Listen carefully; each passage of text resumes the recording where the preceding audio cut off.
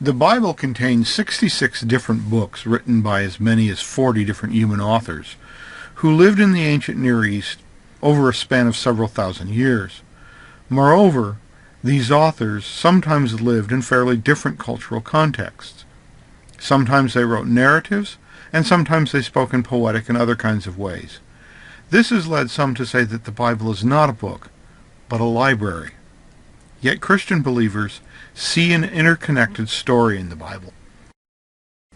The goal of seeing the story of the Bible is to trace this story from beginning to end in short segments, with the hope that it will help us see how the parts fit together. It is not an overview of the Bible in the sense that it will attempt to cover all the books of the Bible, although it will attempt to put them on a kind of map. The idea is inspired by the book Seeing the Story of the Bible by Meyer Pearlman, but it does not try to replicate what he did. Christian believers can sometimes be said to read the Scriptures with their Jesus glasses on. You have probably heard the old saying that some people look at the world through rose-colored glasses. This generally means they have an optimistic outlook. The idea of looking at the Scriptures with one's Jesus glasses on is perhaps a cheesy way of saying that Christians seek to understand what is going on in the Bible with a kind of Jesus outlook. In John 14:6, Jesus claimed, "I am the way, the truth, and the life." The author of the book of Hebrews stated, quote, "Long ago, God spoke to our ancestors in many and various ways, by the prophets. But in these last days, he has spoken to us by his Son, whom he appointed heir of all things, through whom he also created the worlds. He is the reflection of God's glory, and the exact imprint of God's very being, and he sustains all things by his powerful word." Have you ever read a book or watched a movie where a major plot twist is introduced? Once you see it, you look back at the story and begin to see things that you missed before. It isn't that they weren't there, it's just that now you can see them.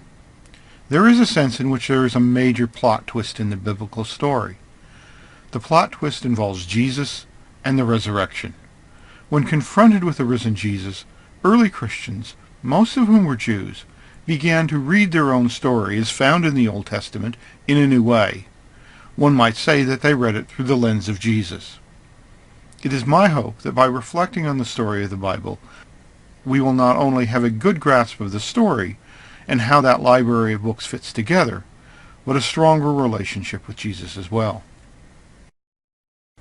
Stories are important to us.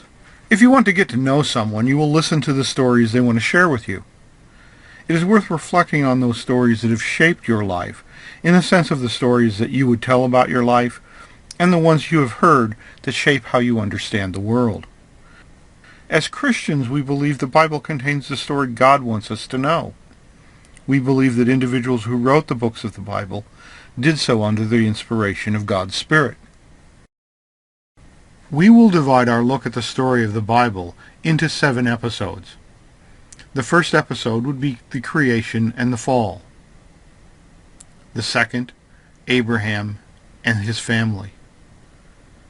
The third, Moses and the covenant. The fourth, conquest to kingdom. The fifth, exile, return, and prophets.